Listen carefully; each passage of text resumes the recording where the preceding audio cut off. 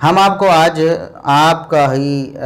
Clip دکھاتے ہیں پہلے کہ آپ نے ایک موقع پر کیا قاعدہ قانون بیان کیا، اور دوسرے موقع پر آپ نے جب سیدنا معاویہ رضی اللہ عنہ کے حوالے سے حدیث آئی نبی کریم صلی اللہ علیہ وسلم کی، تو اس کا معنی بگاڑنے کے لیے، سیدنا معاویہ رضی اللہ عنہ سے دشمنی کمانے کے لیے آپ نے بالکل اس کا الٹ معنی کر دیا۔ یہ دیکھیے آپ کا ایک کلپ ہے سجدوں میں رفع الیدین کے حوالے سے۔ تو ابھی بتانا صرف یہ مقصود ہے کہ اس کلپ میں مرزا صاحب حدیث کا ترجمہ کرتے ہوئے جہاں امام بخاری رحمہ اللہ کا قول آیا نا، قال البخاری و حدیث النبی صلی اللہ علیہ وسلم اولا، سیدنا انس بن مالک رضی اللہ عنہ سے سجدوں میں رفع الیدین کی روایت آئی۔ اس روایت کو پیش کر کے امام بخاری رحمہ اللہ نے فرمایا کہ نبی کریم صلی اللہ علیہ وسلم کی حدیث زیادہ اس بات کی مستحق ہے کہ اس پر عمل کیا جائے،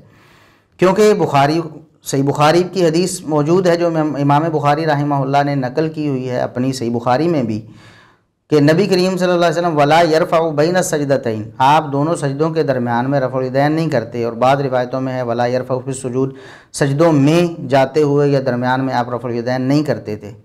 تو امام بخاری رحمہ اللہ اشارہ فرما رہے ہیں کہ نبی کریم صلی اللہ علیہ وسلم کی حدیث زیادہ مستحق اس بات کی کہ اس پر عمل کیا جائے۔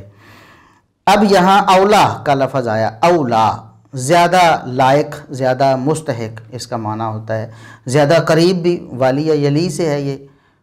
ولی آپ لفظ سنتے ہیں، اللہ کے ولی ہیں یعنی اللہ کے مقرب ہیں، اللہ کے قریب ہیں، تو یہ زیادہ قریب، زیادہ لائق، زیادہ مستحق کے معنوں میں ہے۔ تو یہاں آپ نے ترجمہ کیا کہ اولا کا مطلب یہ ہے کہ دوسرا بھی جائز ہے، دوسرا غلط نہیں۔ آپ چونکہ سجدوں میں رفع الیدین کو ثابت کرنا چاہتے تھے، تو یہاں امام بخاری رحمہ اللہ کے قول اولا کا معنی آپ نے، اولا لفظ ہے مرزا صاحب، اس کا ترجمہ آپ نے خود کیا ہے کہ اس کا مطلب ہے دوسرا بھی جائز ہے، دوسرا غلط نہیں۔ پھر میں آپ کو بتاتا ہوں مرزا صاحب آپ نے کیا کہا تھا۔ اگرچہ امام بخاری نے اس کے ساتھ لکھا ہے کہ اس سے زیادہ بہتر عمل وہ ہے جو نبی علیہ السلام سے مرفوعاً ثابت ہے، انہوں نے اس عمل کو غلط نہیں کہا، امام بخاری نے اس کو جائز سمجھا۔ اولا کا معنی ہے کہ دوسرا بھی جائز ہے، دوسرا غلط نہیں۔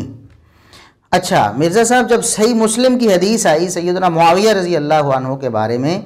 جو کہ اصل میں نبی کریم صلی اللہ علیہ وسلم کی پیش گوئی ہے اور نبی کریم صلی اللہ علیہ وسلم کی بشارت ہے، سیدنا علی رضی اللہ عنہ کے خلاف جو سیاسی طور پر لوگ کھڑے ہوئے تھے ان کو حق قرار دینا ہے اور انہیں بھی حق بجانب کہنے کے حوالے سے نبی کریم صلی اللہ علیہ وسلم کی حدیث تھی، اس میں یہی الفاظ ہے کہ اول الطائفتین بالحق، صحیح مسلم وغیرہ میں اول الطائفتین بالحق، اور بعض روایات میں ادنی الطائفتین بالحق، اور ان دونوں کا مطلب، اور تیسری روایت میں اقرب الی الحق، اقرب الطائفتین الی الحق کے لفظ آئے ہیں۔ تو ان سب کا معنی زیادہ قریب، زیادہ اولا، زیادہ مستحق۔ تو یہاں معنی کیا تھا؟ اولا، یہی لفظ مرزا صاحب آیا، اولا الطائفتین بالحق، دونوں گروہوں میں سے حق کے زیادہ قریب سیدنا علی رضی اللہ عنہ کا گروہ ہوگا، جیسا کہ بعد میں ثابت ہوا۔ اس وقت تو نبی کریم صلی اللہ علیہ وسلم کی یہ بشارت مبہم تھی، جب واقعہ پیش آیا تو اس کے بعد یہ نکھر کر سامنے آئی کہ آپ صلی اللہ علیہ وسلم کے فرمان کا اصل مصداق کون تھا۔ تو اولا الطائفتین بالحق، اولا کا ترجمہ آپ نے جب امام بخاری رحمہ اللہ کی بات آئی تو وہاں آپ نے ترجمہ کیا کہ دوسرا بھی غلط نہیں، دوسرا بھی جائز ہے۔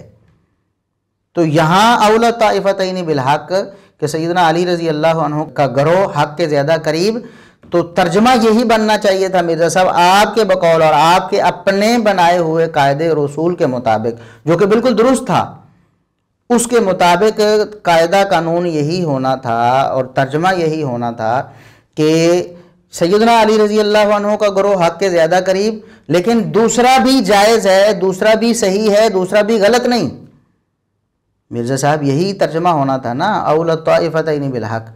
اگر حدیث النبی صلی اللہ علیہ وسلم اولا، امام بخاری کے الفاظ کا ترجمہ یہ تھا کہ دوسرا بھی جائز ہے، سیدنا انس کے فعل پر عمل کرنا بھی جائز ہے، اور نبی کریم صلی اللہ علیہ وسلم کی حدیث پر عمل کرنا زیادہ اولا ہے، زیادہ مناسب ہے، تو یہاں بھی ترجمہ یہی کرنا چاہیے تھا کہ سیدنا علی رضی اللہ عنہ کا گروہ حق کے زیادہ قریب ہے، لیکن دوسرے بھی غلط نہیں ہیں، سیدنا معاویہ رضی اللہ عنہ بھی غلط نہیں ہیں، سیدہ عائشہ رضی اللہ عنہا بھی غلط نہیں ہیں، طلحہ و زبیر رضی اللہ عنہما بھی غلط نہیں ہیں، ابو موسیٰ اشعری رضی اللہ عنہ بھی غلط نہیں ہیں، عمرو بن عاص رضی اللہ عنہ بھی غلط نہیں ہیں، اور دیگر جو صحابہ کرام مغیرہ بن شعبہ رضی اللہ عنہ اور دیگر جو اصحاب ہیں جو سیدنا علی رضی اللہ عنہ کے سیاسی طور پر مخالف تھے وہ بھی غلط نہیں ہیں۔ ایسے ہی ترجمہ بننا تھا نا مرزا صاحب، لیکن آپ نے وہاں ڈنڈی مار دی، وہاں آپ نے اولا اور ادنا یہ الفاظ تو چھوڑ ہی دیے نا، اولا کو ذکر ہی نہیں کیا، عربی لفظ صرف اقرب ذکر کیا۔ کہتے ہیں کہ اقرب سے مراد حق کے زیادہ قریب کی بجائے حق والا گروہ ہے۔ کہتے ہیں کہ یہاں اقرب کا معنی حق کے زیادہ قریب ترجمہ نہیں کرنا بلکہ یہاں کرنا ہے حق والا گروہ۔ کیوں مرزا صاحب، کیوں؟ آپ کو نہیں چاہیے یہاں، اس لیے یا کوئی قاعدہ قانون ہے؟ آپ بتائیں تو صحیح بھائی کہ دیکھو ایک طرف میں ترجمہ کرتا ہوں کہ دوسرا بھی غلط نہیں، اولا کا ترجمہ، اور یہاں اولا ادنا اور اقرب کا ترجمہ میں کرتا ہوں کہ نہیں، یہاں زیادہ قریب کا ترجمہ درست نہیں ہے بلکہ اس کا ترجمہ حق والا گروہ ہی کرنا ہے، زیادہ والا ترجمہ یہاں نہیں کرنا۔ کیوں مرزا صاحب؟ آخر کس بنا پر آپ نے یہ کہا کہ یہاں دوسرا ترجمہ نہیں کرنا، یہاں یہی ترجمہ جو آپ کو پسند آ رہا ہے وہی کرنا ہے؟ حالانکہ مرزا صاحب اصل ترجمہ اس کا یہی بنتا ہے، اصل ترجمہ اولا کا یہی بنتا ہے کہ حق کے زیادہ قریب اور دوسرا بھی غلط نہیں،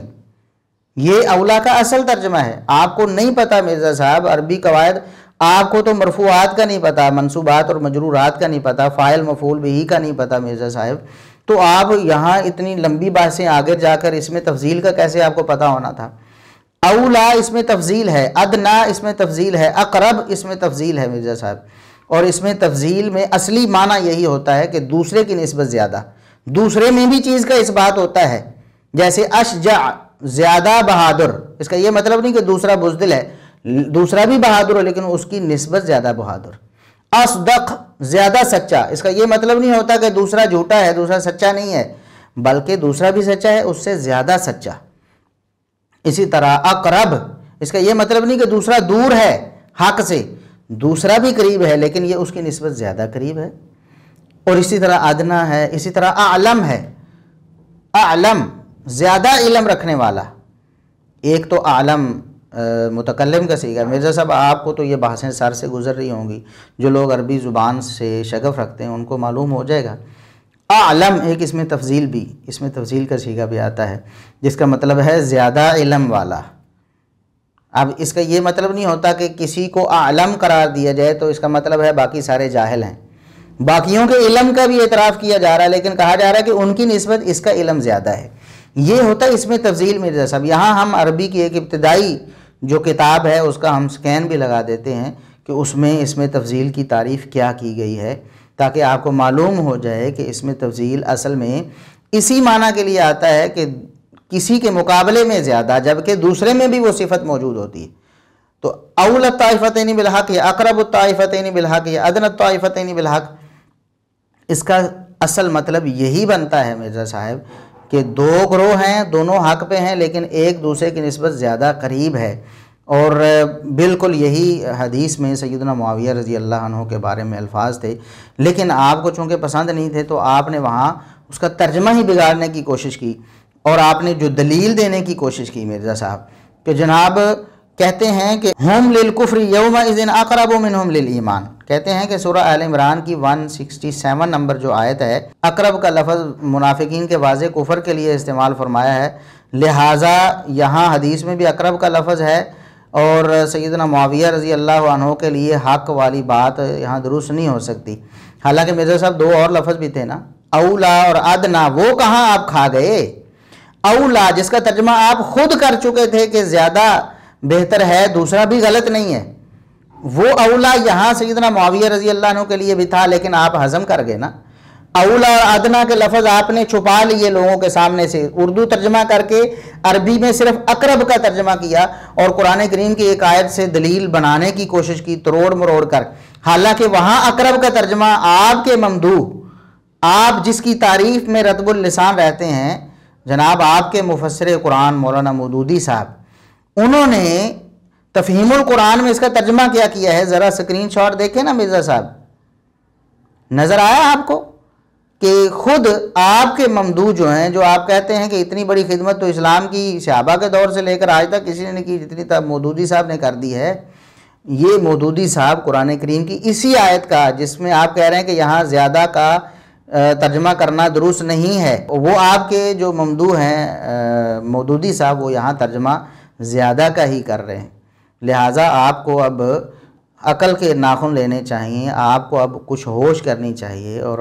اللہ سے بھی توبہ کریں اور لوگوں سے بھی آپ واضح طور پر معذرت کریں کہ میں نے یہ بالکل سیدنا معاویہ رضی اللہ عنہ کی عداوت میں